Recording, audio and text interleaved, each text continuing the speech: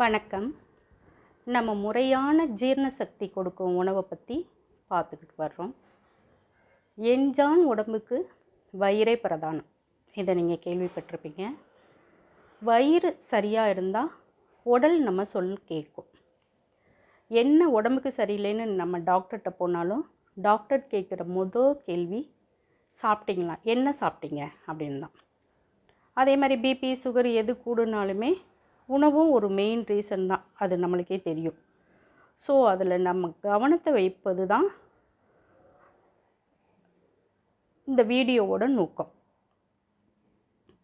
இப்போ சுகர் வந்தவங்க டாக்டர் சொல்வதை கேட்டு அவங்கவுங்க லைஃப் ஸ்டைல் சாப்பாட்டு முறைகளை மாற்றி அதன்படி வாழ்வது மட்டுமே பின்விளைவுகளை தவிர்க்கும்.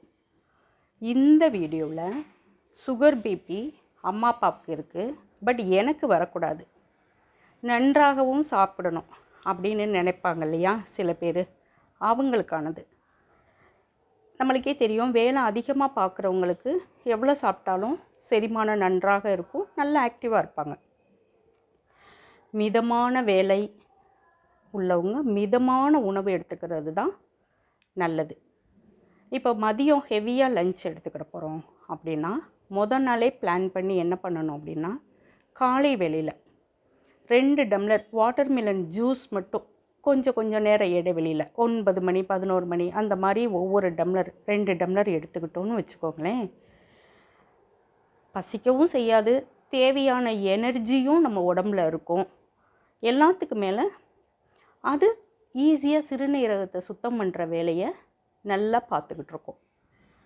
ஸோ இப்போ மதியம் வந்துருச்சு, ஒரு நல்ல ஹெவியாக மீன் குழம்பு அப்படி செய்கிறோம் அப்படின்னா உங்கள் வீட்டில் எப்படி என்ன முறையில் செய்வீங்களோ அந்த மாதிரி செஞ்சுக்கோங்க.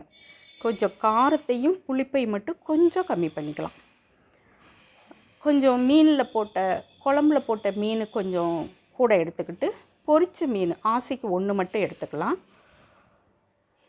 அதே மாதிரி சாதம் கொஞ்சம் வடித்த சாதம் கொஞ்சம் குறைவாக எடுத்துக்கிட்டோம்னாக்கோ நம்ம பிடித்த உணவை மத்தியானம் சாப்பிட்ற வயிறும் ரெடியாக இருக்கும், செரிமான சக்தியும் சரியாயிடும், சத்தும் கிடைச்சிடும். இப்போ ஒரு 5 மணிக்கு பசிக்குது அப்படின்னாக்கோ ஒரு மாதுளை இல்லைன்னா ஆப்பிள் அப்படி கடித்து சாப்பிட்லாம்.